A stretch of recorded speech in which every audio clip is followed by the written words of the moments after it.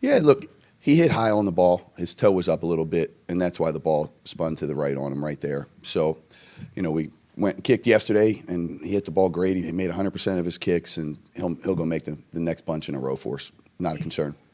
He, was trying not to make excuses, but also like explaining because he likes talking football. He was explaining this like issue with the officials spotting the ball. He said the same thing kind of happened in that Philadelphia Kansas City game where Sirianni went off and was going off with the officials. What do you know what he's talking about? Like that they're like trying to push the ball back or forward. I do, yeah. So the NFL has made a big emphasis for years and years when the ball's at like a half a yard line.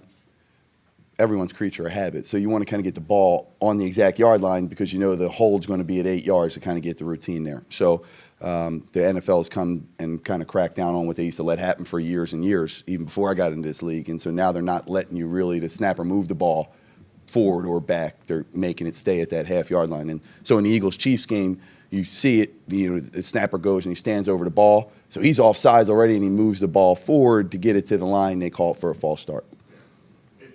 Was something like that going on that kick? No, it was not. No, I think he's referring back to week 1. You guys are, like, allowed the fourth fewest yards on the return.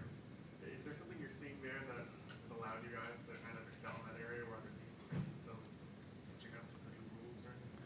Yeah, I think that our guys are playing fast, and they're doing a good job of taking advantage of some matchup things to get down there and make the tackles that they need to make. I think sometimes when you look at yardage, for example, to me it's more about the average return yardage than it is about the total yardage, right? Because of how many kickoffs and stuff that you may have. But like in the last game, I think our guys did a good job. They had 2 kick returns, and both time we got them at the 23. And I think that's the advantage of covering the kicks instead of putting it into the end zone and giving the ball in the 35. It's a first down, one more. And as all you guys know in this league, sometimes first downs are really, really hard to make for offenses. So it's a big deal.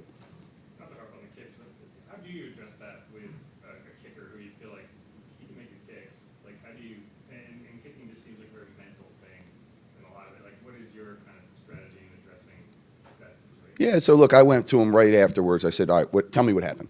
He said, I hit the ball with my toe up, and that's why it went to the right. I said, okay, well, do me a favor. Don't do that again. You know what I mean? And so he's had a miss in 2 weeks in a row, right? And the world's not coming to an end. I think he had 1 miss all at training camp. So the averages, it averaged out. And I have full confidence that he's going to go out this game, and every time he's put on the field, he's going to go make his kick. What happened on the penalty for not going into the kicking zone? Were you guys trying to put something right on the edge? No, we were not. We were not. He mishit the ball.